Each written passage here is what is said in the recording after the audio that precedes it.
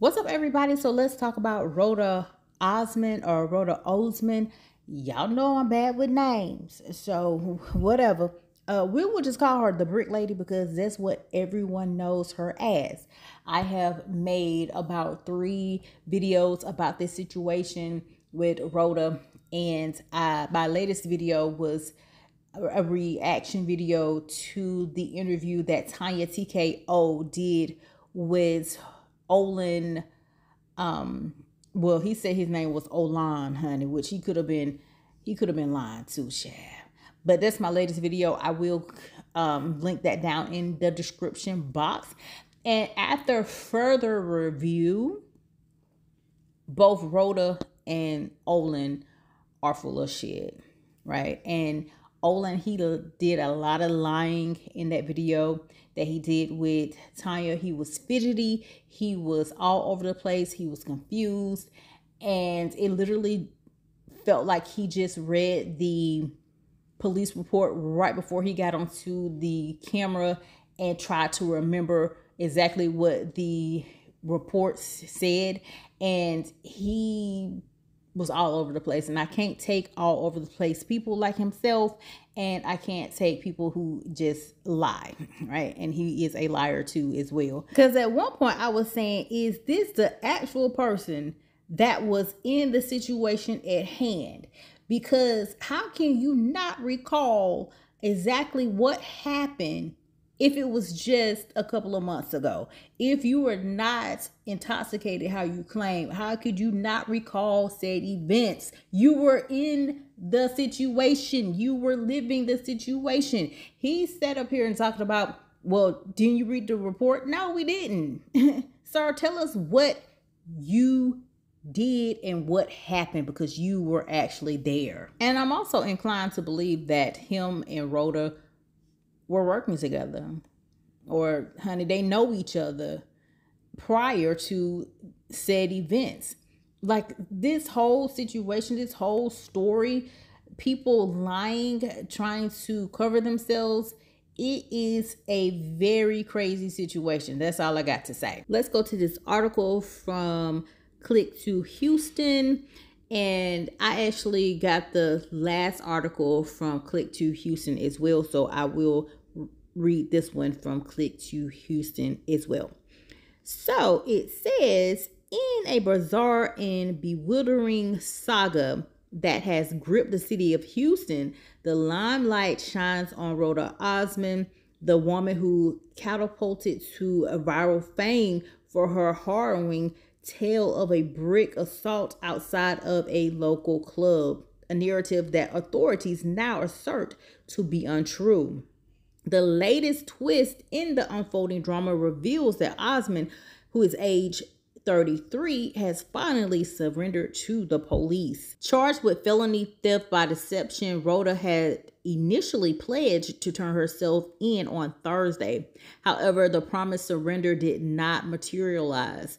Now, new court records bring clarity to the situation, confirming that Rhoda surrendered to the authorities this morning. As Houston grapples with this strange sequence of events, recent court documents shed light on Osman's legal status. She is now reportedly free on a $10,000 bond awaiting her arraignment scheduled for March 5th. As part of her bond condition, Rhoda had to surrender her passport. The unfolding drama began when Rhoda claims of a vicious attack circulated widely on social media, eliciting an outpour of sympathy and support from the online community. However, the narrative took a dark twist when it was exposed that Rhoda had allegedly exploited her distressing stories to raise over $42,000 on GoFundMe under false pretenses. The charges against Rhoda are severe, accusing her of fabricating significant elements of the story she presented to the police. The incident dates back to September, when Rhoda claimed she was assaulted with a brick by a unknown man after rejecting his advances outside a club. Her social media posts, which did not include any footage of the alleged attack, sparked widespread debates online about the credibility of her story. According to charging documents, Osman reported to the police that she was hit in the face with a brick and also claimed to have narrowly escaped a kidnapping attempt by a supposed Uber driver. However, a subsequent review of local surveillance's footage by a detective painted a different picture. In the video, Roda is seen in the company of a friend and the individual she later pointed to as her assailant. The video reportedly depicts Osman slapping the individual, who retaliates by striking her back with what seemed to be a water bottle in his hand. The footage contradicted Roda's claims of a brick assault and raised debates about the authenticity of her story. A friend who was with Osman on the night of the incident reportedly told police that she did not believe Osman was hit with a brick. Despite those inconsistencies, the initial social media post led a fundraiser on GoFundMe that garnered hundreds of donations, totaling at least $42,000. The crowdfunding page has since been deactivated, and I don't believe she got any of that money.